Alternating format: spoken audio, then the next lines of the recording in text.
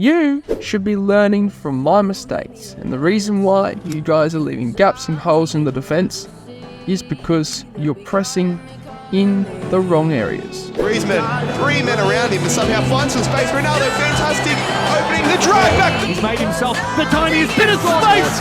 Almost feels like a bit of a time. Didn't really go for it. Oh! The display there is absolutely ridiculous. The Elastico on the goal line. On the goal line, the finest. We talked about Aussie FIFA. He's not here to make up the numbers. If we go back to E-League 2023, FIFA 23 that is, I came 5th, 1 spot short of the knockout stage. You need a top 4 in the group. And unfortunately, I just missed out.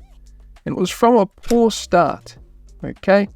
And that's because of my defense. My defense was tragic. It was stuck in FIFA 22. It was adapted from MS-DOS, a high pressure, up the field tactic, which worked in previous years, but not so much this year. After losing my first 3 games, I realised I needed to go back to the drawing board and analyse my defence and look at what I can do to improve. After doing this, I went 3 straight wins and I took myself from the bottom of the ladder up to a fighting position for the knockout stages. And what was different is I wasn't pressing high up the pitch with high press right stick switching tactics against high caliber pro players. What I was doing was I was sitting back, sitting tight and keeping the structure and line of my defense without dragging anyone out.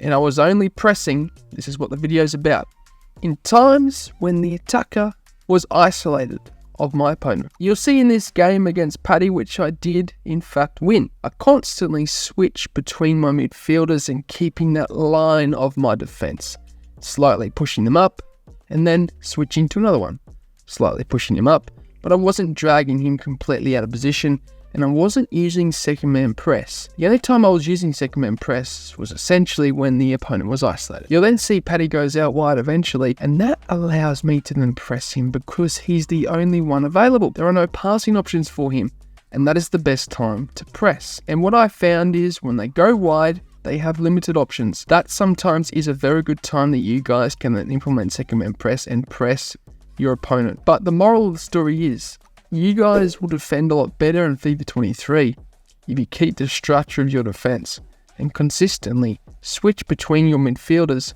and your defenders and not dragging anyone out of position. Still putting pressure on them by pushing them up slightly, but then switching off to another defender near him to essentially keep that structure in line. I hope this made sense to you and you guys can learn from my mistakes. It may be a different situation next year. Maybe high press will be the way to go, and I'll be ready to transition simply because I've worked on high pressure defensive tactics for many years in the past.